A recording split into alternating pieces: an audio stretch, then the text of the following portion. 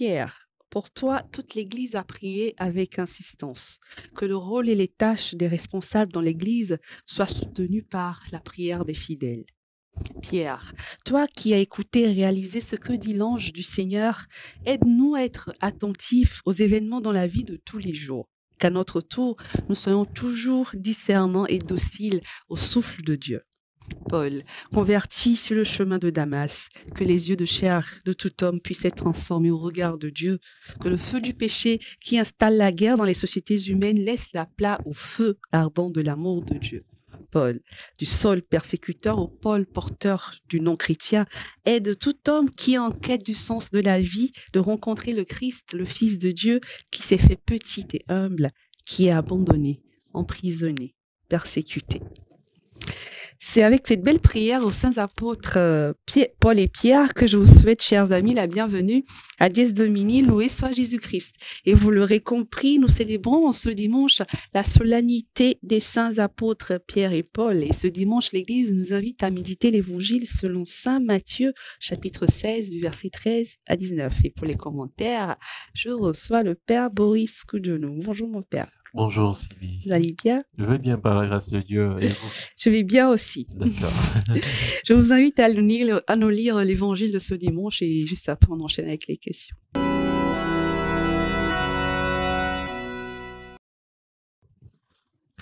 Évangile de Jésus-Christ selon saint Matthieu.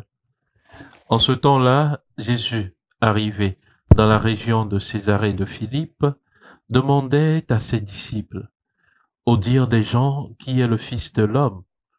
Ils répondirent: pour les uns, Jean le Baptiste, pour d'autres, Élie, pour d'autres encore, Jérémie ou l'un des prophètes. Jésus leur demanda: et vous, que dites-vous? Pour vous, qui suis-je?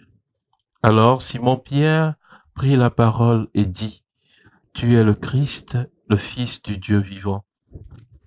Prenant la parole à son tour, Jésus lui dit: heureux es-tu, Simon, fils de Jonas. Ce n'est pas la chair et le sang qui t'ont révélé cela, mais mon Père qui est aux cieux. Et moi, je te le déclare, tu es Pierre, et sur cette pierre je bâtirai mon église, et la puissance de la mort ne l'emportera pas sur elle. Je te donnerai les clés du royaume des cieux. Tout ce que tu auras lié sur la terre sera lié dans les cieux, et tout ce que tu auras délié sur la terre sera délié dans les cieux. Acclamons la parole de Dieu. Louange à toi, Seigneur Jésus. Merci mon Père. Je vous en prie. Alors, première question, est-ce qu'on pourrait situer ce texte de saint Matthieu dans son contexte? Oui, Jésus venait d'accomplir des miracles, des guérisons, puis il arrive dans une région de Césarée de Philippe, et là, il s'adresse particulièrement au groupe des 12. Voilà. Et dans ce élan de discussion avec ces 12, Jésus vient à leur demander particulièrement à eux, qui est-il pour eux? Voilà. Donc ce texte se situe bien dans l'enseignement, de l'enseignement de Jésus-Christ. Voilà. D'accord. Je rappelle le début du texte. Enfin, la question que Jésus a posée à ses disciples. Le Fils de l'homme, qui est-il d'après ce que disent les hommes? Et là, pourquoi ça lui tenait tant de savoir ce que pensaient les gens de lui? On dirait nous autres aujourd'hui, on tient à savoir ce que les gens pensent de nous. Mais bon, je me dis, Jésus, il sait qui il est. Il sait, enfin, il devrait savoir. Alors pourquoi est-ce que il tenait à savoir ce que les gens pensaient de lui? C'est une catéchèse qu'il était en train de faire en quelque sorte. C'est une pédagogie qu'il tenait avec ses disciples. Il voulait savoir quel était leur entendement et les amener à la vérité de sa personne. Voilà, au dire des gens, qui est le Fils de l'homme. Voilà. Et par après, les amener à qui est le Christ. Ce n'est pas pour lui-même, pour faire un sondage de terrain, pour savoir ce que les gens disent de lui, non. mais c'est beaucoup plus pour ses disciples, Mhm. hein, pour les amener à une dimension supérieure Mhm. de sa connaissance. Mhm. Voilà. Alors, je cite un autre verset du texte. Jésus leur dit, et vous, que dites-vous? Pourquoi cette question aux apôtres, mon père? Parce que je suppose que quand les apôtres ont commencé à suivre Jésus, ils savent qui il est. Pourquoi il leur repose encore cette question? Et pourquoi il veut savoir? Je sais pas. Pourquoi il veut savoir qui il est pour eux? Oui. C'est, on vient à Jésus avec un brin de connaissance. Mm. Voilà. Et au fil du temps, lorsqu'on fait chemin avec lui, on le découvre autrement. Mm. Voilà. Et c'est ce qui se passe avec les apôtres. Mhm. Jésus les a appelés de divers horizons, au bord du lac, à un comptoir comme Matthieu et autres, de différents horizons. Mais chemin faisant, ils ont vu Jésus agir. Ils ont vu Jésus enseigner. Alors, pour vous aujourd'hui, qui est Jésus? Voilà. C'est tout comme nous qui venons à Jésus. Peut-être nous avons reçu le baptême dans notre enfance. Nous étions chrétiens. Nous avons appris la catéchèse. Voilà. On a eu des enseignements sur Jésus. Mais cela ne suffit pas. Mhm. Après cela, quelle expérience nous avons fait? Nous avons fait avec Jésus.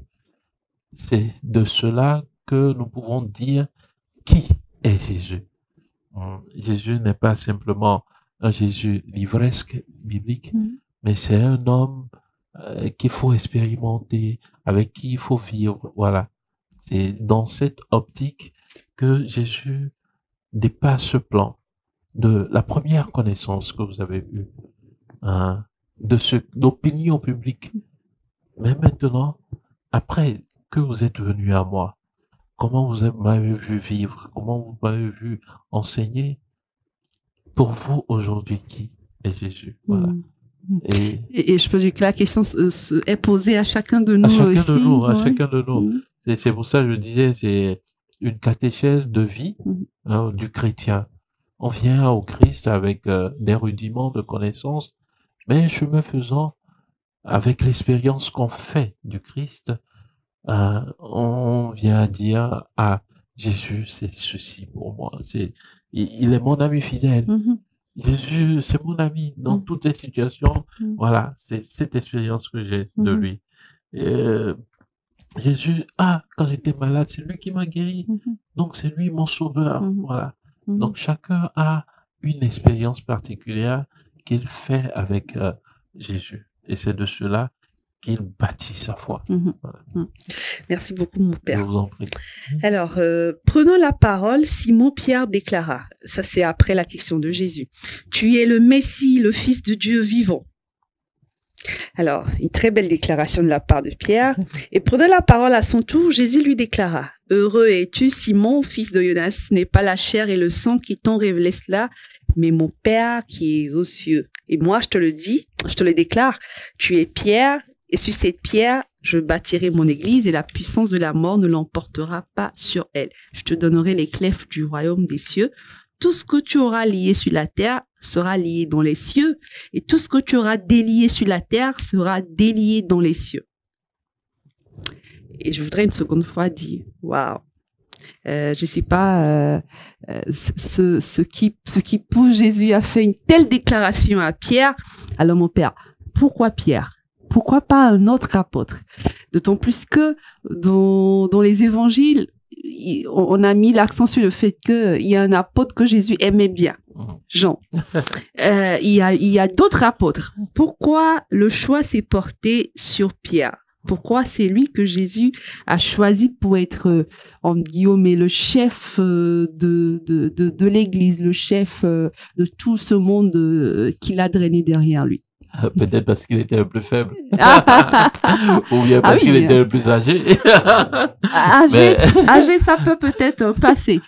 C'est vrai, parce que quand on voit l'évangile, c'est la personne là qui a été choisie qui a le plus, je ne pas dire le plus, il a renié Jésus, je sais pas. Donc, mais pourquoi est-ce que c'est lui que le Seigneur a choisi?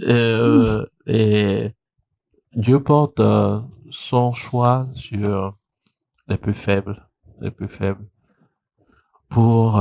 C'est dans la première lettre aux Corinthiens, chapitre 1, verset 27, Saint Paul nous dit, ce qu'il y a de plus fou dans le monde, voilà ce que Dieu a choisi pour confondre les plus sages. Oui. Ouais. Pierre, lorsque nous voyons sa vie, c'était un pêcheur, pratiquement sans instruction. Mais c'est lui que Dieu choisit pour qu'après la Pentecôte, il puisse confondre les plus sages. Voilà. Les pharisiens, les scribes qui étaient là, les grands prêtres. Pierre s'est tenu devant eux pour enseigner. Voilà. Donc les choix de Dieu ne dépendent pas de nos critères. Il est comment ça se dit, le protagoniste. Voilà. C'est lui-même qui fait ses choix. C'est lui-même. Pourquoi Pierre, pourquoi pas un autre? Lui-même, on a la décision. Il est souverain, voilà, dans ses décisions. Mais pour nous aujourd'hui, avec du recul, nous voyons que Pierre était vraiment quelqu'un après la Pentecôte, on a vu qu'il était quelqu'un de solide dans sa foi. La première lecture de ce jour nous enseigne beaucoup.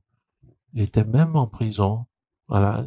C'était un roc, comme le dit. Nous voyons que Jésus, dès qu'il a posé ses yeux sur Pierre, il lui dit, tu ne t'appelleras plus Simon, mais désormais tu t'appelleras Pierre. Le roc. Le roc, voilà, Képha, en grec.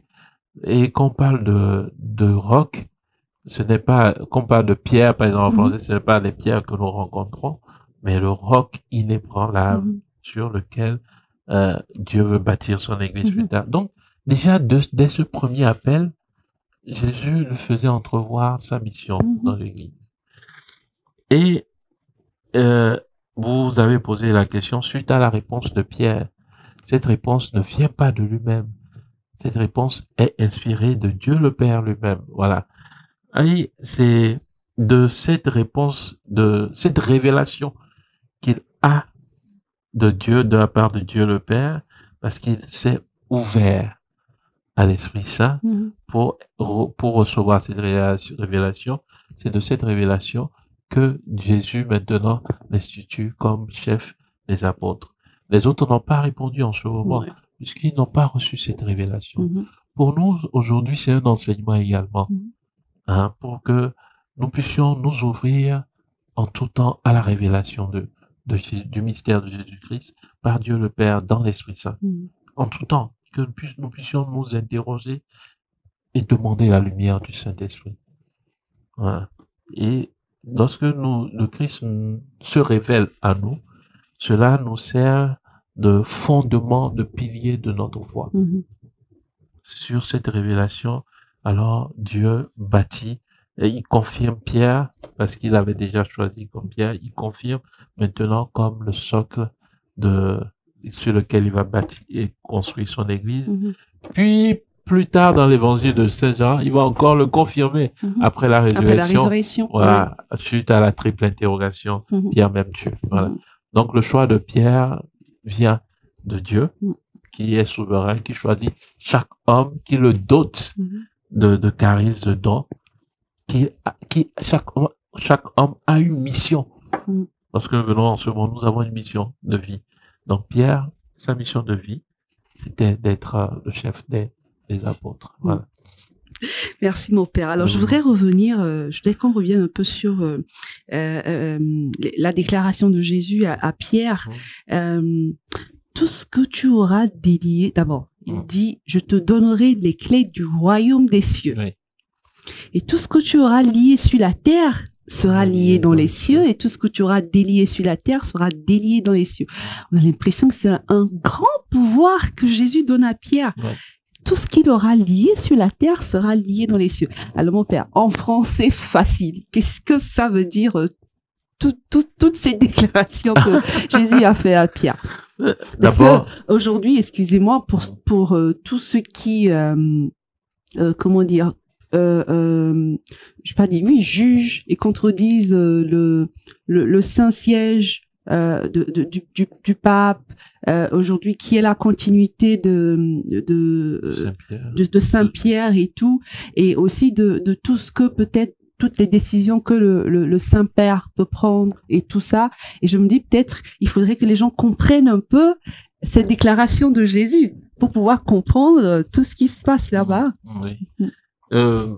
D'abord, il faut comprendre ce qu'est le royaume des cieux pour savoir comment Pierre a maintenant les clés du royaume des cieux. On parle du royaume des cieux, dans l'entendement de beaucoup, cela nous est donné après notre mort. Non. Le royaume des cieux commence déjà en ce monde. Voilà. Et lorsque Jésus dit qu'il donne à Pierre les clés du royaume des cieux, c'est que ce royaume qui est le royaume de Dieu, le royaume dans lequel abonde la vie éternelle, nous est donné en héritage, et pour parvenir à c'est un état en fait. C'est un état dans lequel nous sommes divinisés. Nous ressemblons totalement à Dieu. Nous sommes héritiers du royaume. Nous bénéficions des fruits de ce royaume. En disant à Pierre que il lui donne les clés de ce royaume et que tout ce qu'il aura lié sur la terre sera lié dans les cieux. Tout ce qu'il aura délié sur la terre sera délié dans les cieux. Jésus lui donne par son enseignement. C'est la mission en fait de l'Église. Dans d'autres évangiles, c'est ce pouvoir des clés, comme on l'appelle, est donné à tous les disciples. La mission d'enseignement, la mission de gouvernement, la mission de sanctification de l'Église, c'est ce pouvoir que Jésus donne à Pierre. Et pour tous les chrétiens, nous sommes appelés, comme l'Église en général, à enseigner, à gouverner et à sanctifier. Et voilà le pouvoir que Jésus remet à Pierre. Et dans cet enseignement, dans ce gouvernement, dans cette sanctification, cela nous ouvre au royaume des cieux, en fait. Accomplir les tâches de Jésus. Parce que Jésus, lorsque nous voyons sa vie, il a enseigné, il a gouverné ses disciples, il a gouverné l'Église, et il a sanctifié, il a guéri les malades, il a accordé le pardon, voilà. Donc, en faisant cela, nous vivons dans le royaume des cieux. Donc, en conférant à Pierre les clés du royaume des cieux, il invite à pouvoir sanctifier, gouverner et enseigner, gouverner, sanctifier.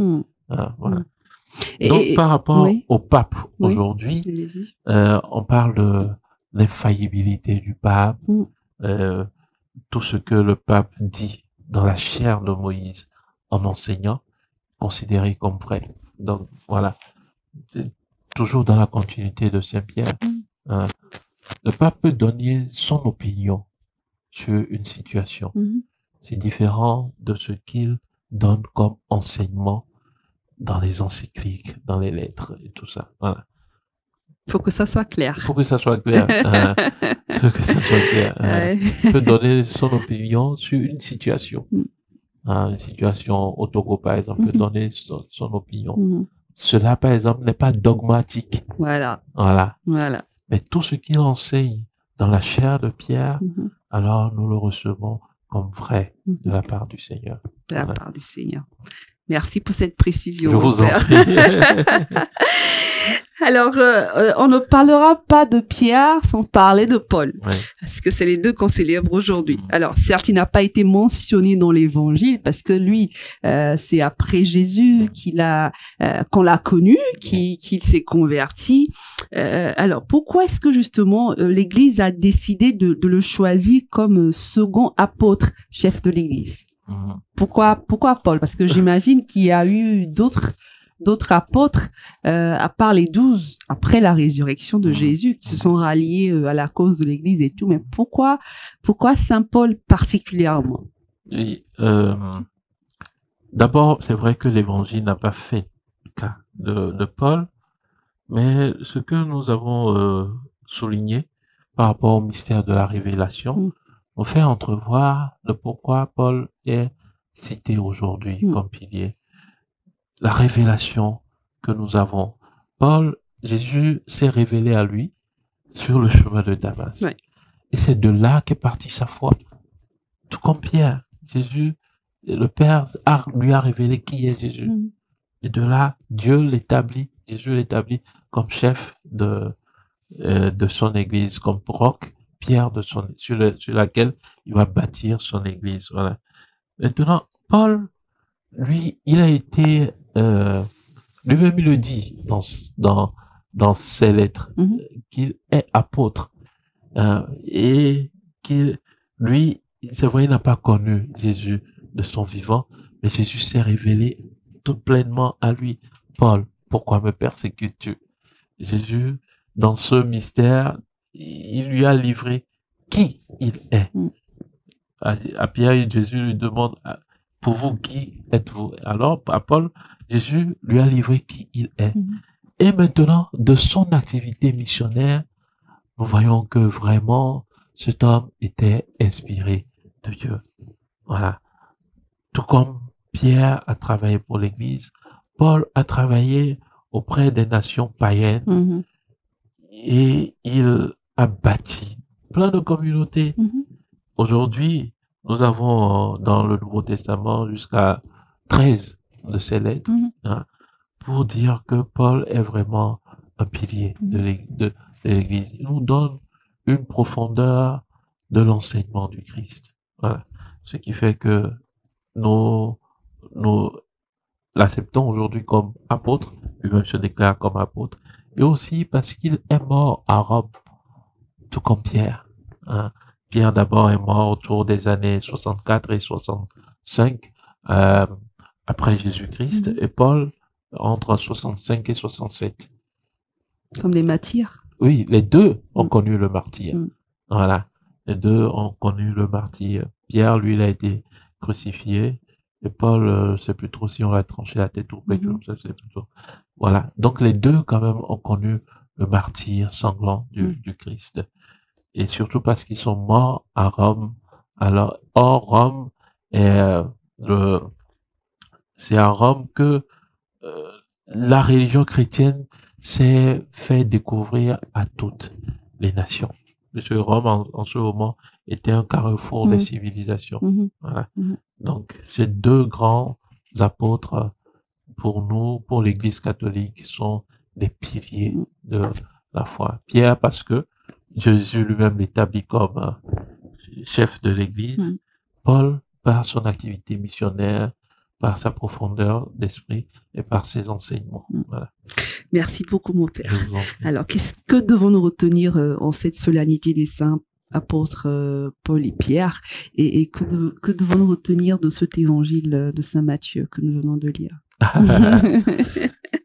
Par rapport à cette solennité, en parcourant les lectures, d'abord les personnages, Pierre, nous l'avons dit, il était peu instruit, il était pécheur, mais Jésus fait de lui un pilier de l'Église. Paul, il était très instruit, auprès de Gamaliel d'ailleurs. Il était pas pécheur, mais il était un pécheur parce qu'il persécutait les chrétiens. Mais Dieu fait de lui un pilier de son Église. C'est là le premier enseignement que nous donnent ces deux colonnes de l'Église. C'est-à-dire, Dieu bâtit, c'est lui-même qui bâtit son Église. Ce n'est pas nous qui venons bâtir son Église. C'est Dieu lui-même. Comme il le dit à Pierre, tu es Pierre, sur cette pierre, je bâtirai mon Église. Voilà. Donc, peu importe qui nous sommes, Dieu est capable de faire de grandes œuvres par nous. C'est lui qui bâtit son Église. Et je donne bien souvent l'exemple. On parle de pierre. En grec, c'est lithos. Et ces pierres les petites pierres, je ne parle pas du roc, quoi. Ces pierres se rencontrent à l'état naturel. différent des briques. Oui. Voilà. Donc Dieu nous prend tels que nous sommes pour nous faire entrer dans sa construction à lui. Donc ne lui refusons pas la mission qu'il nous donne en tant que chrétiens. Voilà. Lui-même, il sait que nous sommes des êtres fragiles, mais il compte sur nous. Saint Paul, il y a, je pense, 2 dimanches, il nous dit, dans la 2e lettre aux Corinthiens, chapitre 4, verset 7, que, mais ce trésor, nous le tenons comme dans des vases d'argile. Voilà. Nous sommes des êtres fragiles, faibles, mais Dieu compte sur nous pour son Église, pour bâtir son Église. Alors, quel que soit notre état, donnons-nous à Dieu et il compte sur nous. Le premier enseignement que nous donnent les apôtres Pierre et Paul.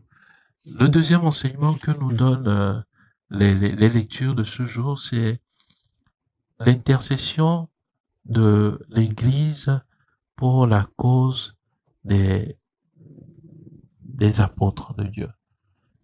Dans la première lecture, nous voyons Pierre qui était en prison. Mais c'est l'Église qui s'est réunie, qui a prié le Seigneur d'envoyer son ange, et par la prière de l'Église, Dieu manifeste sa puissance, il ouvre les prisons. Voilà. Donc, pour nous aujourd'hui chrétiens, c'est tellement important de porter nos leaders en prière. Tellement important, ne les oublions pas. Les prêtres, les religieuses, le pape, les cardinaux, ne les oublions pas. Nous pensons qu'ils sont forts, qu'ils se suffisent à eux-mêmes, mais non, il faut qu'on les porte dans la prière. Dans la prière. Ouais. Aujourd'hui, la tendance est, je viens à l'église, je viens prier pour moi. Que Dieu me donne ceci, que Dieu me donne ceci, c'est bon. Non. Les responsables ont besoin d'être soutenus. Le troisième enseignement que nous donnent ces lectures, je le prends du refrain du psaume. De toutes mes frayeurs, le Seigneur me délivre. Dieu délivre toujours celui qu'il envoie en mission. Dans la première lecture, nous voyons Saint Paul raconte, et Saint Pierre, l'espérance de Saint Pierre. Dans la deuxième lecture, Saint Paul nous dit, tous m'ont abandonné, le Seigneur m'a soutenu. Lui m'a assisté. Il a été toujours avec moi. Et Paul, il raconte ses expériences parfois quand il était en détention. Mais cette joie d'appartenir à Jésus ne l'a jamais quitté du milieu de ses prisons. Dieu l'assistait, comme nous le dit le psaume 91, que je le délivre parce qu'il invoque mon nom. Voilà. Ou bien le psaume 22 qui nous dit le Seigneur est mon berger, je ne manque. Quand je marche dans la vallée de l'ombre de la mort, sa roulette de son bâton me rassure. Il est toujours avec moi. Dans ces épreuves, dans mes épreuves, le Seigneur est toujours avec moi. Tel est l'enseignement aussi que nous tirons de ces colonnes, de ces piliers de l'Église pour cette solennité de ce jour. Avant de conclure, je tiens à préciser le mystère que nous vivons en cette semaine particulièrement. Vendredi, nous célébrons le Sacré-Cœur, l'amour de Dieu pour nous. Le samedi, immédiatement, nous célébrons le cœur immaculé de Marie, qui nous enseigne comment Marie a répondu à l'amour de Dieu. Et aujourd'hui, dimanche, nous célébrons Saint Pierre et Paul, eux qui étaient des disciples du Seigneur et qui ont répondu également à cet amour de Dieu. Et l'enseignement que ces 3 jours nous communiquent, c'est que Dieu nous aime et nous, en tant qu'hommes, nous devons répondre aussi à cet amour, malgré nos faiblesses, malgré qui nous sommes, nous avons obligation de répondre à cet amour. Voilà, Saint Pierre, Saint Paul, ils étaient des hommes quelconques. Et peut-être, s'ils n'avaient pas rencontré Jésus, on ne les aurait jamais connus. C'est vrai. Ouais. Mais avec Jésus, nous avons vu combien la gloire de Dieu est descendue dans leur vie. Voilà. Donc, pour nous, aujourd'hui, chrétiens, n'hésitons pas à embrasser le chemin de Jésus-Christ. Merci encore une fois, Je vous en Père. prie. Alors, chers amis, comme nous l'avons dit en début de cette émission, aujourd'hui, nous célébrons la solennité de Saint Pierre et Saint Paul, qui furent les fondements de l'Église primitive et par conséquent de notre foi chrétienne.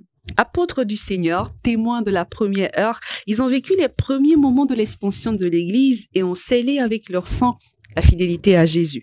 Pourvu que nous, chrétiens du XXIe siècle, puissions être des témoins crédibles de l'amour de Dieu au milieu des hommes comme le furent les deux apôtres et comme l'ont été tant de nos concitoyens. Nous avons écouté dans l'Évangile un fait central pour la vie de Pierre et de l'Église. Jésus demande à ce pécheur de Galilée un acte de foi dans sa condition divine et Pierre n'hésite pas à affirmer: tu es le Christ, le Fils de Dieu vivant.